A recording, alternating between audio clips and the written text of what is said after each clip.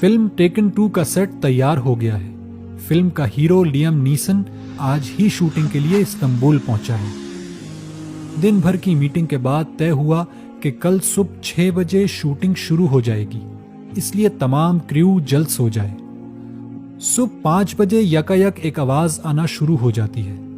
Liam کو سمجھ نہیں آ رہا کہ یہ آواز کیسی ہے۔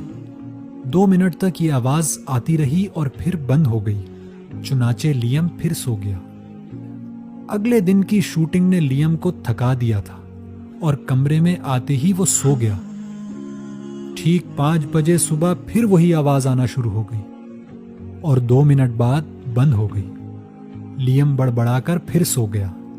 وہ 2 ہفتے انہی کیفیات سے گزرتا رہا، لیکن اب لیام کو اس آواز نے، جس میں عجیب سی روح کو سکون دلانے والی کشش تھی، تلاش و جستجو میں لگا دیا کہ پتہ کیا جائے یہ آواز کیسی ہے، جو ٹھیک 5 بجے بلند ہوتی ہے۔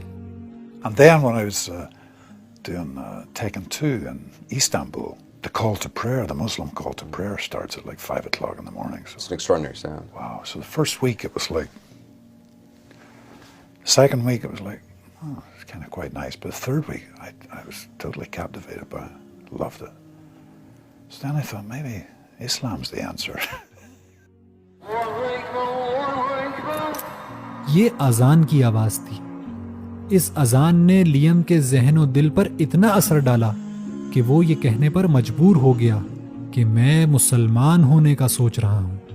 اسلام از دی آنسر، اسلام ہی حل ہے۔ اب لیام کا اپنا فیصلہ ہوگا کہ جس دین کی صدا نے اس کے دل و دماغ کو جھنجھوڑا ہے، اس دین حق کو وہ کب قبول کرتا ہے۔ لیام ہی کی طرح انٹرٹینمنٹ انڈسٹری کی لیجنڈری میوزیشین شینیڈ اوکونر کا نفس بھی سکون کی تلاش میں تھا۔ اس مشہور گلوکارہ نے ایک انٹرویو کے دوران اعتراف کرتے ہوئے بتایا کہ ان کی زندگی بچپن ہی سے بدسلوکی اور تشدد کا شکار رہی۔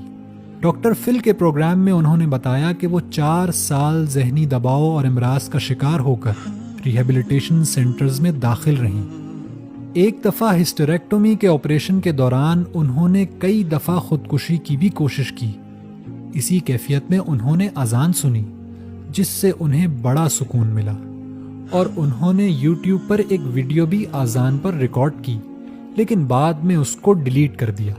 اسی سکون کی تلاش نے انہیں اسلام اور قرآن تک پہنچا دیا، اور بالآخر انہوں نے 2018 میں اسلام قبول کر کے موسیقی کو ترک کر دیا۔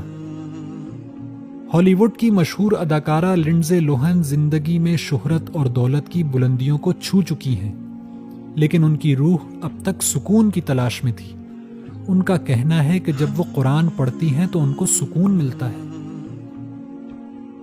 انٹرٹینمنٹ انڈسٹری کے ان تینوں مشہور ترین اشخاص کی طرح بے شمار انسان شہرت و دولت کی انتہائی منزلیں دیکھ چکے ہیں، لیکن ان کی روحیں بے سکون ہیں۔ وہ اپنے خالق کی تلاش میں سرگرداں ہیں۔